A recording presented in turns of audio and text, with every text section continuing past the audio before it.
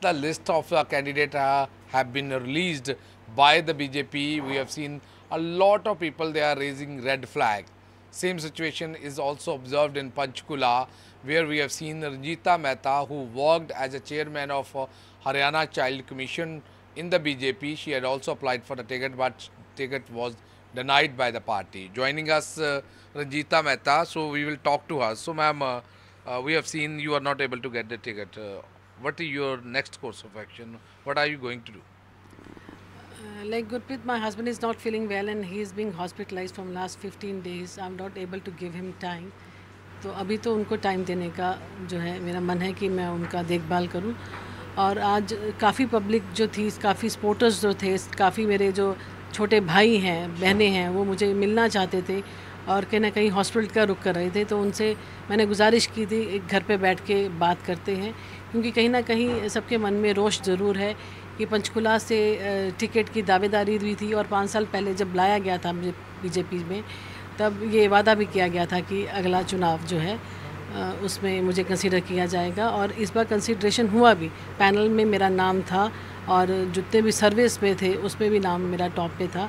पर कहीं ना कहीं जो न्यू ज्वाइनिंग्स हुई हैं पार्टी के अंदर और उसमें 78-79 प्लस के लोगों को भी लिया गया और उनको चुनाव लड़ाया गया, तो उस कंसीडरेशन में ज्ञानचंद गुप्ता जी को भी पार्टी ने एक बार फिर से पार्टी पे अब ये कह रही है कि हमने प्रॉपर सर्वे कराया है और उसके बाद देखा है, क्योंकि लगातार 10 साल से राज कर रहे हैं हरियाणा में, अब एंटी इनकम्बेंसी है, उसको भी कॉम्बैट करना। तो कहीं ना कहीं लगता है कि सर्वे में कोई प्रॉब्लम थी, जहाँ कोई और रीज़न था आपकी टिकट काटने का। देखिए, सर्वेज़ में कभी भी प्रॉब्लम नहीं होती। सर्वेज़ जो है जनता जनार्दन का एक ओपिनियन है जो निकल कर आता है और वो एक्चुअल ओपिनियन होता है। और मैं ये मानती हूँ कि जितने भी सर्वेज़ हो रहे थे, लोगों की डिमांड थी कि एक नया चेहरा, यंग चेहरा यहाँ से लाए गए।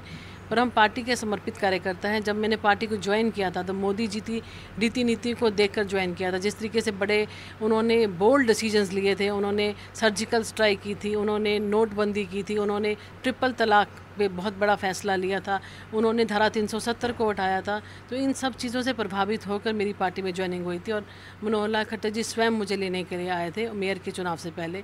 उससे पहले 2019 की लोकसभा जो विधानसभा की चुनाव था यहाँ पे, तो मेरी टिकट होने के बाद कटी थी। इतना हो चुका था कि बैंक अकाउंट तक खुल गया था, सारे डिपार्टमेंट से एनओसी भी आ चुकी थी। पर कहीं ना कहीं कांग्रेस पार्टी ने मेरी जो मेहनत थी उसको नहीं देखते हुए मेरी टिकट को डिनाई करके जो है मेरी टिकट काट कर पहले एमएलए की काटी, फिर मेयर की काटी, किसी और प्रत्याशी को लड़ाया गया। उसके बाद बीजेपी में ज्वाइनिंग के बाद मुझे पूरा मान सम्मान दिया गया, मुझे प्रवक्ता भी बनाया गया, मुझे चेयरमैन भी बनाया गया और अब चुनाव लड़ने की बारी थी।